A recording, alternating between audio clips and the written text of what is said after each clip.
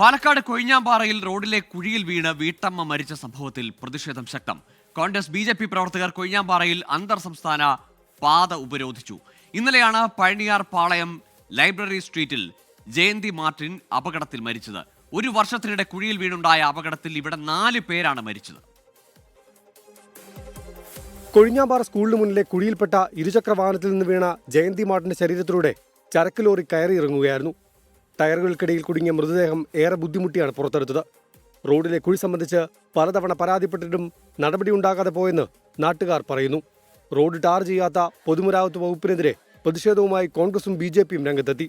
റോഡിലെ കുഴിയിൽ വാഴ നട്ടായിരുന്നു കോൺഗ്രസിന്റെ പ്രതിഷേധം.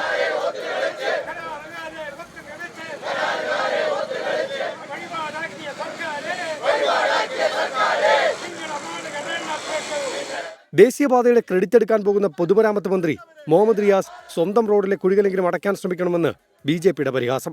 കേന്ദ്ര സർക്കാർ നൽകുന്ന മുഴുവൻ റോഡും ആ റോഡ് പദ്ധതികളെ മുഴുവൻ സ്വന്തം പദ്ധതിയാണ് എന്ന് പറഞ്ഞു നടക്കുന്ന റിയാസ് ഈ കൊലപാതകത്തിന്റെ ഉത്തരവാദിത്വം ഏറ്റെടുത്തുകൊണ്ട് രാജിവെക്കണം എന്നാണ് ഭാരതീയ ജനതാ പാർട്ടിക്ക് പറയാനുള്ളത്. ഇരട്ടക്കുളം മുതൽ ഗോപാലപുരം വരെയുള്ള 12 കിലോമീറ്റർ ദൂരം പൂർണ്ണമായും തകർന്ന നിലയിലാണ്. കുണ്ടിലും കുഴിയിലും വീണ അപകടത്തിൽ ഇതുവരെ 4 പേർക്ക് ജീവൻ നഷ്ടമായി. റോഡ് പുനർനിർമ്മിക്കുന്നതിന് ടെൻഡർ നടപടികൾ ഉൾപ്പെടെ പൂർത്തിയായെങ്കിലും ഇതുവരെയും നിർമ്മാണ പ്രവർത്തികൾ മാത്രം ആരംഭിച്ചിട്ടില്ല. 24 പാലക്കാട്.